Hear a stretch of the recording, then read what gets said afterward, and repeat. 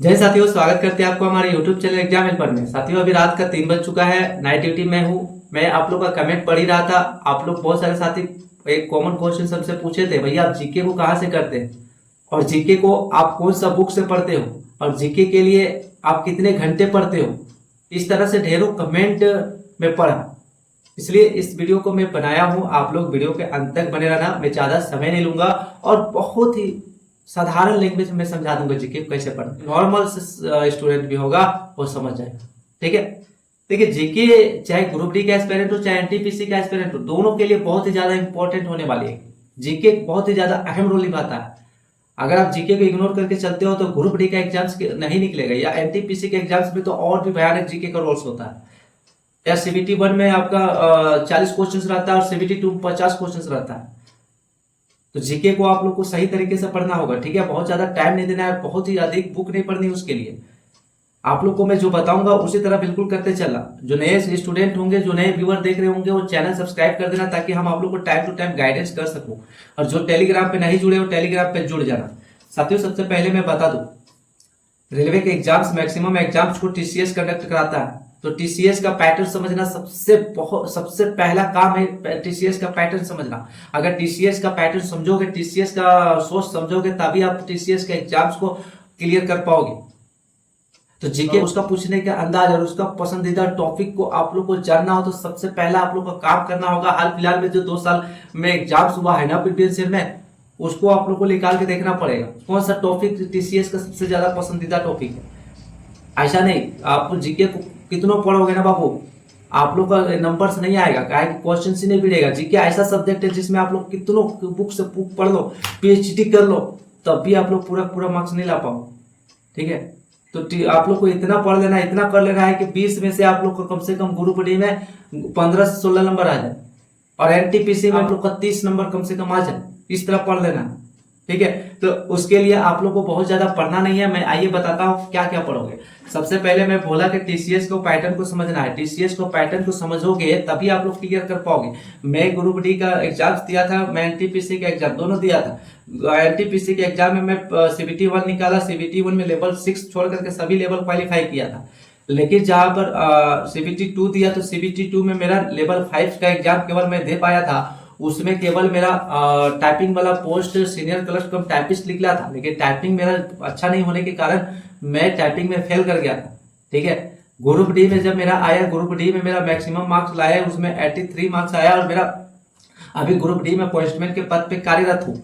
और अभी जो मैं पढ़ रहा हूँ तो मेरा जो भी एनटीपीसी का टेस्ट लगाता हूँ उसमें 75 से ऊपर ही नंबर आता है। मैं जितना भी सेट लगाता हूँ 75, 78, 80, 84 इतना मार्क्स आता है मैं। ठीक है, आप लोग को भी मैं बताता हूँ जीके बिल्कुल उसी तरह पढ़ना है। सबसे पहले टीसीएस पैटर्न समझने के लिए आप लोग को एक बुक लेना पड़ेगा। ये आपका वाईटी पब्लिकेशंस, यूथ पब्लिकेशंस का आप लोग को प्रीवियस ईयर को लेना पड़ेगा। नया आपका आया है अभी 2024 का मैं पढ़ रहा हूँ, आप लोग इसको ले लेना। ठीक है, अभी जितना भी हाल फिलहाल एग्जाम्स हुआ है उसको, बहुत दिन का इसमें नहीं है, 2016-15 का नहीं है, इसमें आपका 19-20 इधर का जितने भी नया क्वेश्चन है ना उसको यहाँ पर केवल ऐड किया है। लगभग आपका यहाँ पर टोटल क्वेश्चन की संख्या है 15,210 प्लस क्वेश्चन है। और यहाँ पर वन लाइनर नहीं है, यहाँ पर ऑब्जेक्टिव है और यही तो सबसे ज्यादा अहम रोल निभाता है। अगर आप इसको बुक को पढ़ते हो ना, आप ऑप्शन काट करके तुक्का भी लगाओगे तो सही लगभग होने के ज्यादा चांस रहता है। तो आप लोग को ये बुक एक लेना है, आपको मैं बताऊंगा, अंत तक वीडियो में रहना, मैं इसको कैसे पढ़ना है उसको बताऊंगा। ठीक है, आप उसके साथ साथ एक बुक और लेना है आपको इसको। और ये सबको कितना घंटा मैं पढ़ता हूँ और आप लोग कितने घंटा पढ़ोगे मैं बताऊंगा। आप लोग रुक जाओ थोड़ा सा। ये बुक आपका आरडब्ल्यू का रोजगार विद अंकित का स्टैटिक जीके का लेना है, क्योंकि स्टैटिक जीके का आपका वेटेज 7 से 8 क्वेश्चन रहता है बाबू। आप इसको इग्नोर नहीं कर सकते ग्रुप डी में, और एनटीपीसी में इससे ज्यादा रहता है। ठीक है, और उसके बाद करंट अफेयर पिछले बार का एग्जाम्स में 8 से 9 क्वेश्चन करंट अफेयर देखने को मिला था किसी किसी शिफ्ट में। तो करंट अफेयर भी आप लोग के लिए बहुत ही अच्छा वेटेज वाला सब्जेक्ट है, उसको भी नहीं छोड़ सकते आप उसको। उसके लिए आप एक स्पीडी का ईयरली मैगजीन ले लेना। ठीक है, इसको आप लोग को कैसे पढ़ना है उसको मैं बताऊंगा। जो साथी नहीं बुक एफर्ट कर पाते हैं उन लोग के लिए मैं बताऊं, एक टेलीग्राम चैनल पे मैं एक एप्लीकेशन का लिंक डाल दूंगा जो स्पीडी बुक का है। मैं उस एप्लीकेशन से पढ़ता था, क्योंकि मैं जिस समय तैयारी करता था तो मैं हर महीना बुक एफर्ट कर नहीं पाता था, तो मैं बुक प्ले स्टोर से डाउनलोड करके पढ़ता था एप्लीकेशन से। वहाँ 15 दिन, हर 15 दिन में अप टू डेट होते रहता था, तो आपको नया नया चीज पढ़ने को मिलता था। और जितना भी मैं पढ़ा था मेरा क्वेश्चन लगभग वहां से टच किया था। आप लोग को बहुत ही क्या करंट अफेयर करना नहीं है, लगभग 10 से 12 महीना करंट अफेयर करके जाना है। आप कैसे करना है उसको मैं बताऊंगा, ठीक है। सबसे पहले मैं बताऊं ए वाला बुक को कैसे पढ़ना है। आप लोग को ए बुक को एग्जाम्स तक, अगर ग्रुप डी का एस्पायरेंट है तो उसको मैं बताऊं केवल यही बुक को पढ़ना है। इसके साथ साथ आप लूसेंट या कोई भी थियोरेटिकल बुक मत पढ़ना, क्योंकि आपको एक पीएचडी नहीं करना है। आपको 20 में से कम 15 क्वेश्चन लाना है ना, तो मैं जैसा कहता हूँ वैसे करना। एनटीपीसी वाला छात्र होंगे वो भी इसको, अभी हाल फिलहाल का एग्जाम्स आने वाला है एनटीपीसी का, उन लोग इसको लगभग 1-2 राउंड कर दीजिए। आप लोग का एनटीपीसी में नंबर अच्छा आएगा, ठीक है। आप लोग को लगेगा कि बुक बहुत मोटा है, लेकिन अगर आप सही तरीके से करते हो तो बुक बहुत जल्दी खत्म हो जाता है, ठीक है। आप इसको पढ़ने का तरीका बताता हूँ। देखो, जैसे कि आप लोग को मैं बताऊंगा अभी कैसे पढ़ना है इसको। जैसे आप लोग को ये बुक पढ़ोगे ना, वो ये बुक को पढ़ने के लिए इस टाइप का एक आपका कागज होनी चाहिए, हार्ड कॉपी का, जो आप लोग को पढ़ने में सहायता करेगा। एक पेंसिल होना चाहिए और एक हाइलाइटर होना चाहिए, ठीक है। आपको इस तरह का एक पेपर होना चाहिए, कागज होना चाहिए। आपको जो भी क्वेश्चंस पढ़ोगे ना, जो भी क्वेश्चंस पढ़ोगे उसका आंसर को ढक लेना। पहले इस तरह से आंसर को ढक लेना, आपको आंसर दिखना नहीं चाहिए। अगर आंसर देख के पढ़ते हो तो आपका माइंड उसको पूरी तरह से कैच नहीं कर पाएगा, ठीक है। आप लोग को करना क्या है, देखिए, जो भी स्टूडेंट बुक को पढ़ेगा बिल्कुल शुरू से ही इस तरह से करना, शुरू से लेकर लास्ट तक इसके बगैर ये बुक को पढ़ना मत, वरना आप लोग पढ़ते जा रहे हो, आंसर दिख रहा है, आपका दिमाग कोई भी एफर्ट लगाएगा ही नहीं। आपका दिमाग को एफर्ट लगाना है यहाँ पर। जैसे कि मैं बता रहा हूँ, एक क्वेश्चन पढ़ रहे हो, पहला क्वेश्चन पढ़े, इनमें से कौन सा पाषाण युग के 3 प्रमुख कालों के अंतर्गत नहीं आता है। तो आप लोग को यहाँ पर करना क्या है, आप आंसर आपको दिख नहीं रहा है, आपको करना क्या है, यहाँ पर अपने से चारों ऑप्शन को पढ़ना है और खुद से कोशिश करना है। अगर तुक्का भी मारोगे तो चलेगा, यहाँ पर तुक्का भी मार करके कोशिश करना है कि भाई यहाँ ये वाला होगा, ये वाला नहीं होगा। इस तरह से करते करते आपको आगे बढ़ना है। जैसे इनमें से कौन सा पाषाण युग के काल में नहीं आता है तीनों ऑप्शन में से, तो आप पूरा पाषाण काल, नव पाषाण काल, मध्य पाषाण काल, ऑप्शन डी है तार पाषाण काल। तो आपको इस तरह से कभी ना कभी कहीं ना कहीं पढ़े होंगे या नहीं भी पढ़े होंगे ना, तो ये क्वेश्चन बार बार आपको कहीं ना कहीं देखने को मिलेगा।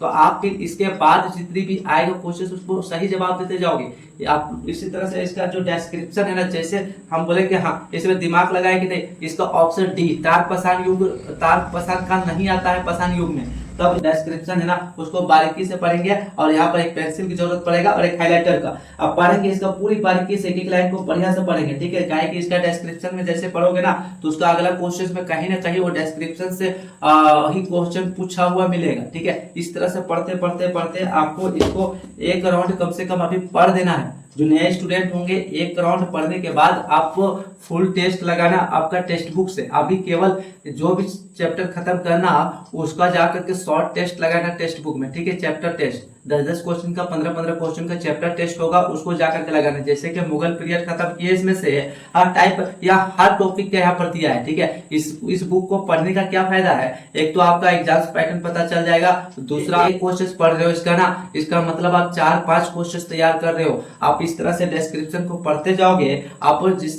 दूसरा राउंड आप पढ़ोगे ना इसी तरह से करके, तो माइंड में फिट होते चला जाएगा। आपको हर क्वेश्चन को इसी तरह से ठक ठक के पढ़ना है, ठीक है। जैसे कि अगला क्वेश्चन है भीमबेटका की गुफा की खोज कब हुई, तो इस तरह से हम पूरी तरह से इसका डिस्क्रिप्शन को ढक के पढ़े हैं। आप यहाँ पहला में 1955-56, दूसरा में 57-58, और तीसरा में सी में है 54-55, 1954-55, डी में है 53-54। एक को आपको चुनना होगा।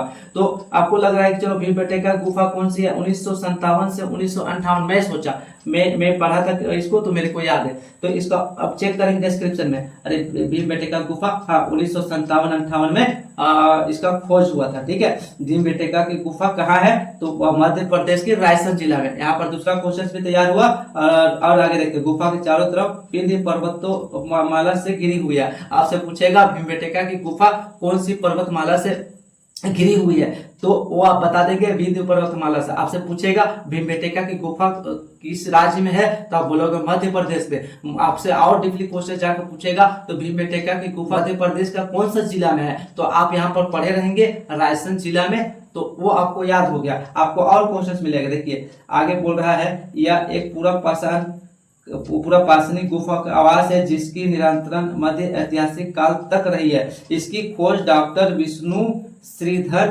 वानकर द्वारा की गई। आपका चौथा क्वेश्चन भी तैयार हो गया। भीमबेटका की गुफा की खोज कब हुआ? तो 1957-58 में। और भीमबेटका की गुफा की खोज किसने किया?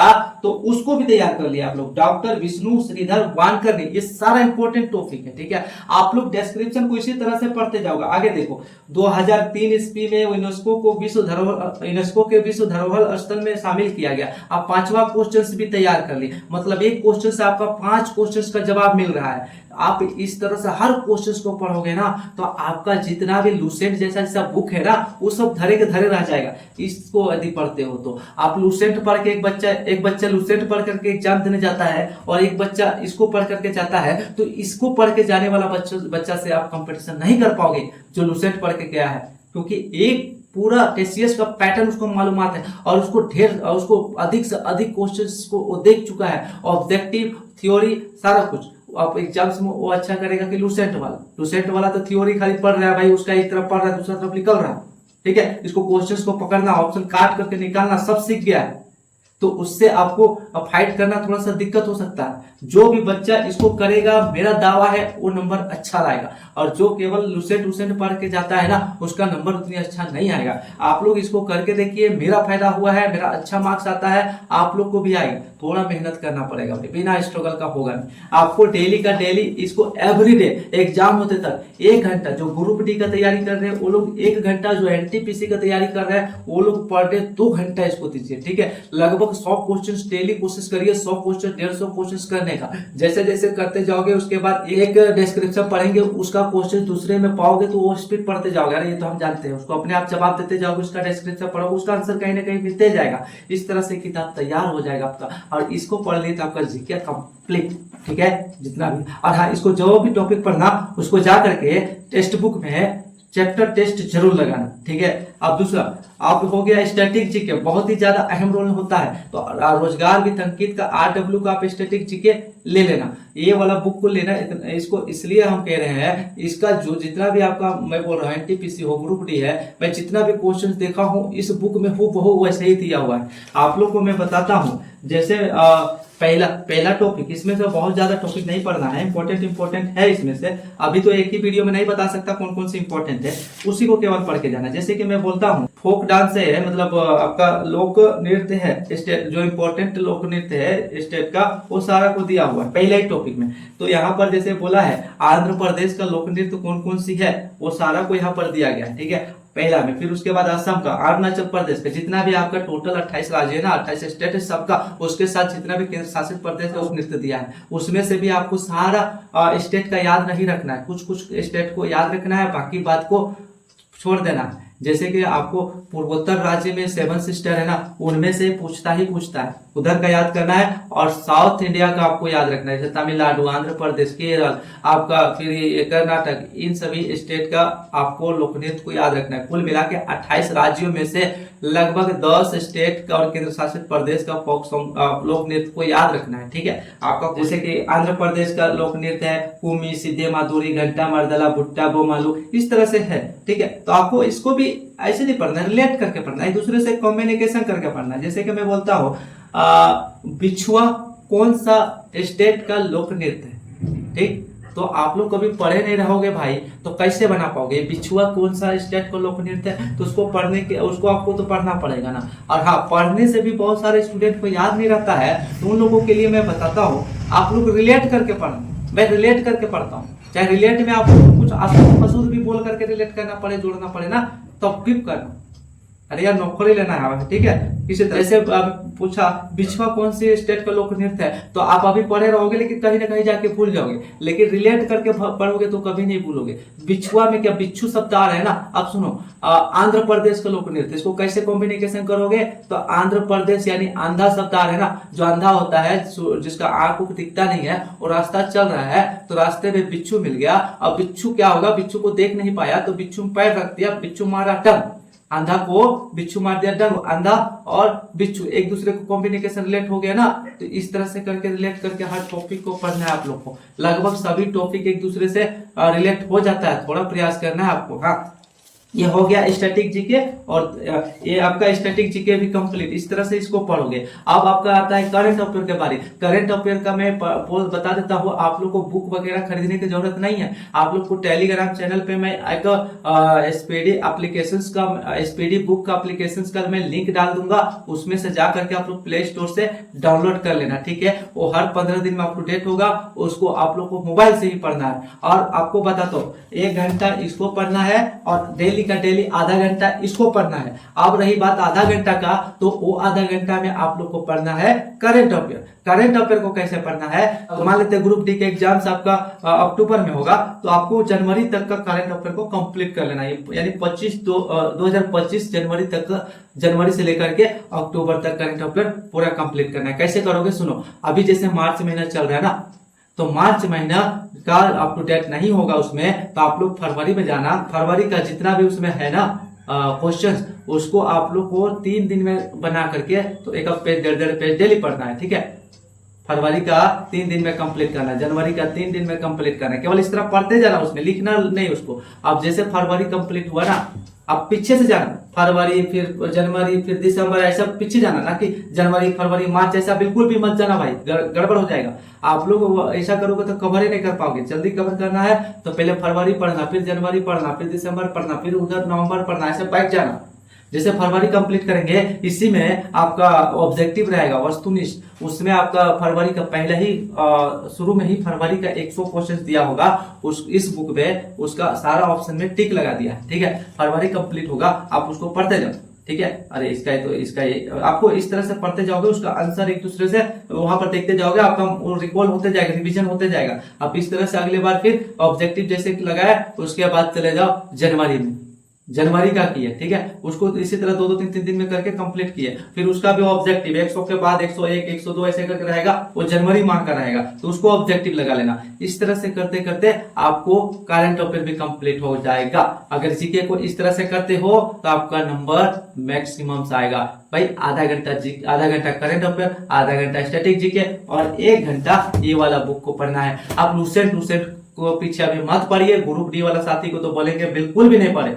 एनटीपीसी वाला भाई पढ़ सकते हैं, क्योंकि एनटीपीसी में जीके का लेवल ज्यादा रहता है, तो उसको थोड़ा कॉन्सेप्ट भी क्लियर करना होगा अगर चाहो तो। नहीं तो ये वाला बुक से भी आपका जीके एनटीपीसी में सारा बन जाएगा। आप करके देखो, ठीक है। मैंने अप्लाई किया, मेरा टेस्ट में अच्छा खासा नंबर आ रहा है, आप भी अप्लाई करिए, आपका भी नंबर आएगा। इसके जस्ट बाद में मैथ के लिए मैं वीडियो डालने वाला हूँ, जिसमें सारा मैथ को ताकि मैथ को आप लोग कम समय में कैसे तैयारी करोगे, और ग्रुप डी का जितनी भी छात्र है, जो नया छात्र भी होंगे, उन लोग को नंबर कैसे अच्छा आएगा, ये सारा कुछ के बारे में बताऊंगा। जो नए साथी चैनल सब्सक्राइब करके रखना, ठीक है। चलो साथी, आप लोग अपना ख्याल रखना। जय हिंद, जय भारत।